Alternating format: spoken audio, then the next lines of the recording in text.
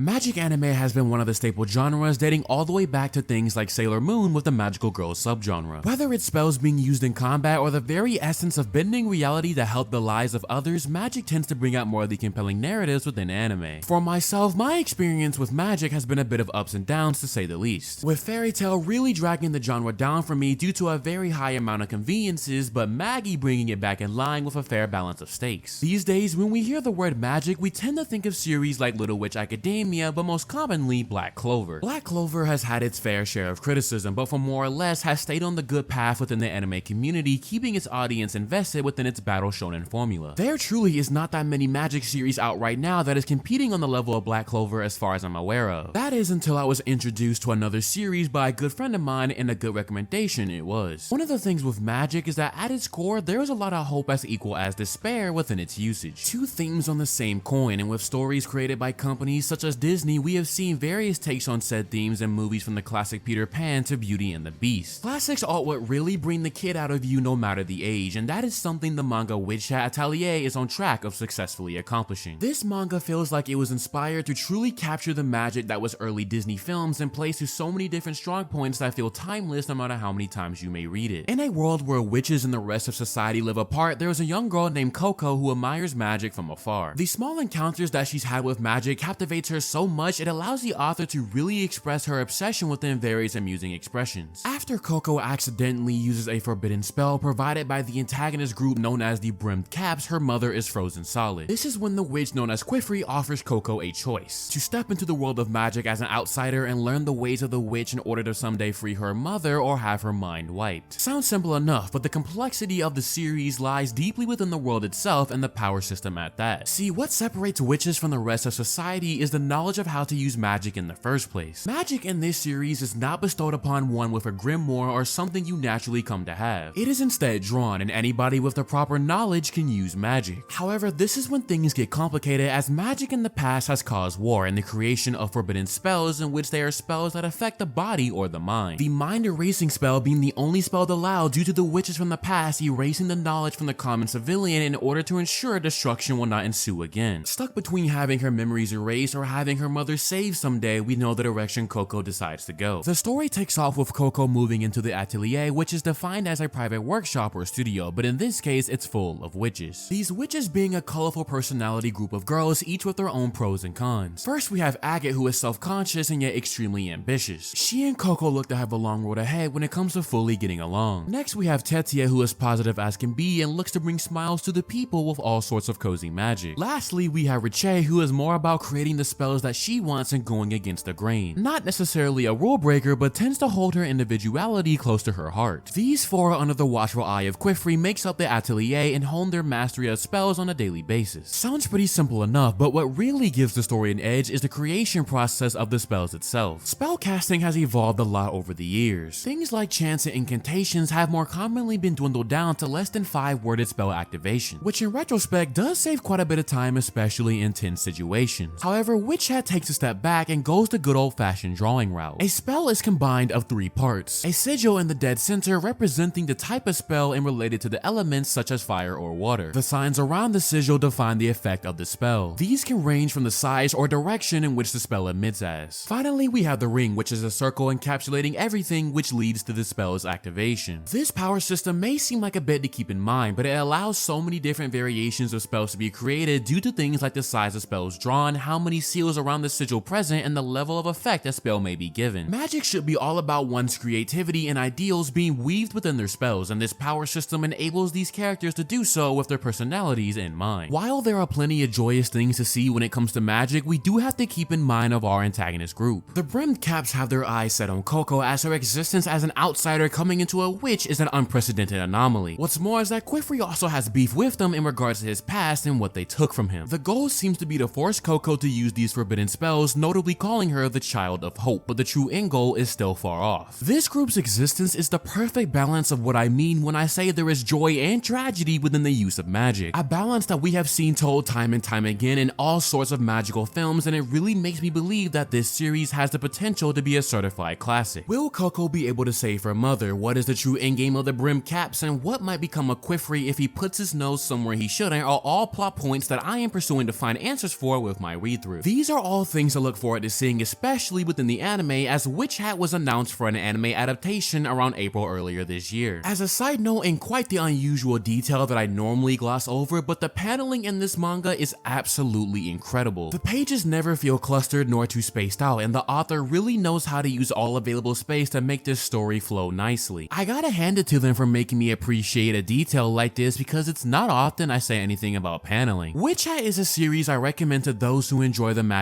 genre but also want to take a step away from the battle shonen formula as well. This story takes elements from the early roots of magic content and renovates them in a captivating way, which is well worth the praise. I look forward to the anime, which I assume will come sometime next year, and hopefully whoever tackles the assignment gives it as much care as the author does with the manga. That's pretty much it for me though. As always, thank you for watching, and if you are reading Witch Hat, make sure to let me know all your thoughts and ideas in the comment section down below. Stay safe out there, and I will catch you guys in the next video.